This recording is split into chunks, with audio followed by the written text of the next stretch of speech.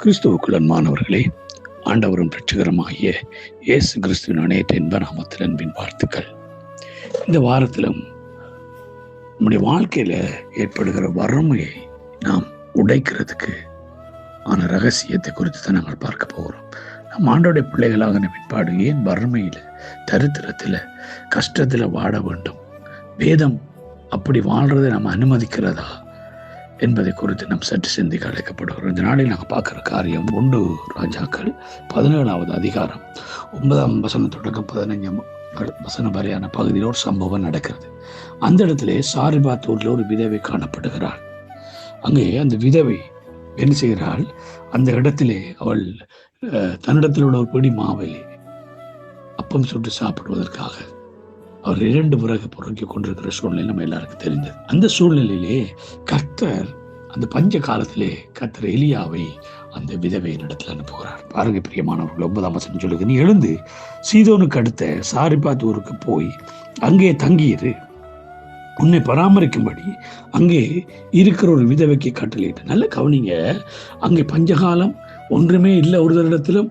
ஆனாலும் ஆண்டவர் சொல்லுகிறார், ஒரு விதவைக்கு நான் கட்டளையிட்ட உன்னை பராமரிக்கும்படி நீ போய் அங்கே தங்கியிரு. பிரியமான தேவனுடைய பிள்ளைகளே, அந்த இடத்துல ஒரு மிக முக்கியமான காரியம். ஒரு விதவை, அவன் அன்றாட சாப்பிட்றதுக்கே வழி இல்லாத ஒரு சூழ்நிலை, யாருமே அவருக்கு உதவி செய்ய முடியாத ஒரு சூழ்நிலை. கர்த்தர் அங்கே எலியாவை அங்கே அனுப்புகிறார். அவளுடைய நிலைமை என்ன? வேதம் அழகா சொல்லுகிறது, அவளிடத்து ஒரு பிடி மாவும் ஒரு கொஞ்சம் எண்ணெயும் தான் அவளிடத்தில் இருக்கிறது. ஆனால் எலியாவை கண்டு முதலாவது போய் எலியாவை பார்க்கிறான். அவள் விறகு பொறுக்கிறாள். அந்த வருடத்துல ஒரு தண்ணி கேட்கிறான். அவள் தண்ணி எடுக்க போன நேரத்தில் அவன் சொல்லுகிற ஒரு காரியம் நல்லா கவனிங்க. அங்கே பார்க்கிறோம் 13வது வசனம். அப்பொழுது எலியா அவளை பார்த்து, பயப்படாது, நீ போய் உன் வார்த்தையின்படி ஆயத்தப்படுத்து, ஆனாலும் முதல் அதில் எனக்கு ஒரு பங்கை அடே உண்டு பண்ணி என்னிடத்தில் கொண்டு வா, பின்பு உனக்கும் உன் குமாரனுக்கும் பண்ணலாம் என்றார். நல்லா கவனிங்க, அவளிடத்தில் உள்ளதே ஒரு பிடிமா. அந்த இடத்துல அந்த ஊழியக்காரன் வந்து கேட்கிறான், முதலில் எனக்கு.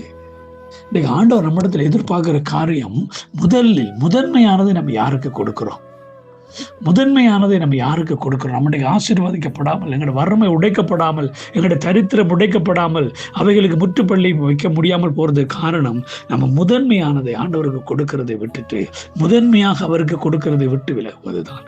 ஆனால் அவள் அங்கே வார்த்தைக்கு கீழ்ப்படிந்தாள்.